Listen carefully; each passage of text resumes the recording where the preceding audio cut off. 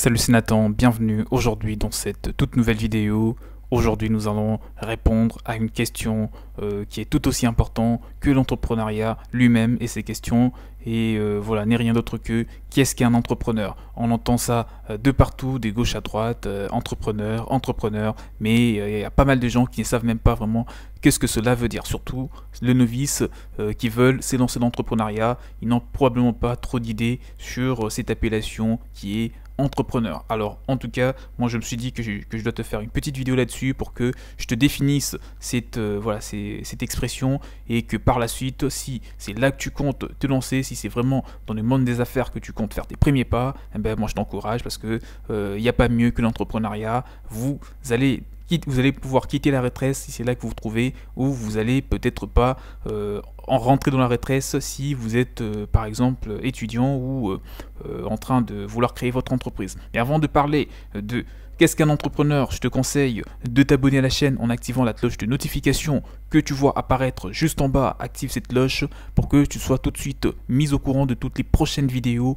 qui seront publiées sur cette chaîne portant sur l'entrepreneuriat et sur plein d'autres sujets tournant toujours autour de l'investissement. Donc abonne-toi, c'est très important. Et pour toute personne qui envisage de créer une entreprise très prochainement, mon mail, tu le trouveras dans la description de la vidéo afin d'échanger et de vous accompagner surtout dans la réalisation de votre prochain entreprise. Sans plus tarder, nous rentrons dans le vif du sujet. L'entrepreneur n'est pas du tout un salarié. Ça, il ne faut pas le confondre. Il ne faut pas confondre un entrepreneur et un salarié. Il y a aucune relation entre ces deux personnes. Un salarié reste un salarié et un entrepreneur, c'est un entrepreneur, c'est le patron et c'est lui qui crée de la valeur, c'est lui qui crée des sources de revenus, c'est lui qui embauche. C'est aussi simple que ça. Donc l'entrepreneur n'est pas du tout un salarié et ça c'est la première chose que tu dois savoir lorsque tu entends entrepreneur. La chose à laquelle tu ne dois pas du tout penser, c'est le salariat.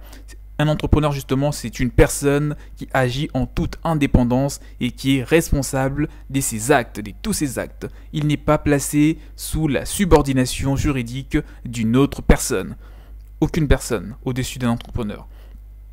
Voilà, donc c'est ce qui les distingue du salarié. Il est donc libre de pouvoir organiser son travail à sa convenance, choisir ses clients, fournisseurs et sous-traitants, fixer ses prix, etc.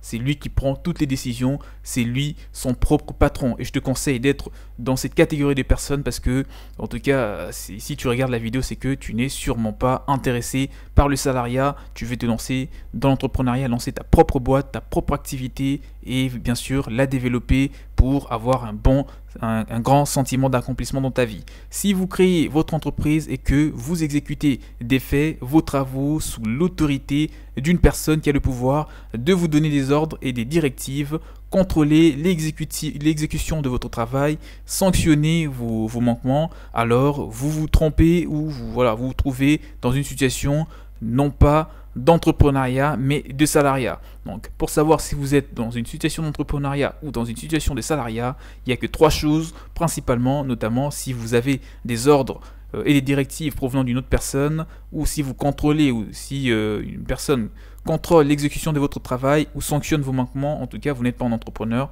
vous êtes un salarié, peu importe les statuts que vous avez, PDG ou je ne sais pas moi, ultra PDG, enfin bref, s'il y a quelqu'un au-dessus de vous, vous n'êtes pas du tout un entrepreneur, vous vous trompez. Mais si c'est vous qui prenez toutes les décisions, si c'est vous qui ordonnez à d'autres personnes, vos salariés, en tout cas c'est vous l'entrepreneur et ça se comprend. Alors voilà, donc comme j'étais en train de le dire, sachez que l'administration, donc inspection du travail, a la possibilité en cas de contrôle de votre employeur de requalifier votre contrat de mission en contrat de travail. Votre employeur s'expose quant à lui à des sanctions civiles et pénales. Il y a différentes façons d'entreprendre dans cette partie de la vidéo, c'est de ça que nous allons parler.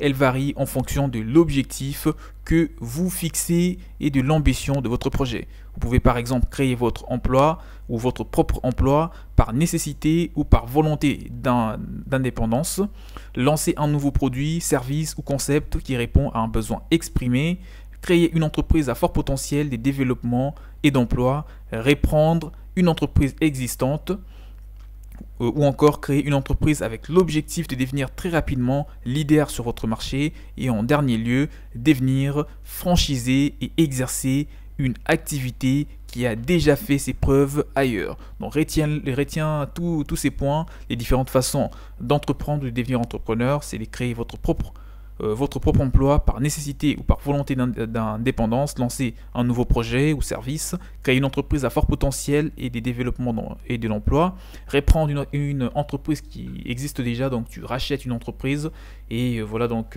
tu mets ton intelligence pour l'orienter vers de nouveaux horizons, des nouvelles idées.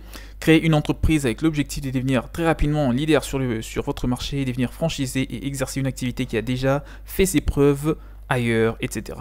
Comme vous le voyez, la palette est plutôt large. Les créateurs des startups, l'auto-entrepreneur ou micro-entrepreneur, les repreneurs, les franchisés, les commerçants, les coiffeurs, les freelances, l'artisan, l'agriculteur, les professionnels libéraux, donc voilà, l'avocat, médecin, notaire, architecte, ce sont tous des entrepreneurs dès l'instant où ils agissent en toute indépendance juridique et sous leur propre responsabilité. Lorsque tu vas chez un dentiste, le cabinet dentaire, sache que c'est un entrepreneur. Lorsque tu pars voir, je sais pas moi, une agence, des freelances, je dis n'importe quoi, ce sont tous des entrepreneurs du moment que c'est eux qui gèrent leur activité et qui n'ont aucune personne au-dessus d'eux pour leur donner des ordres.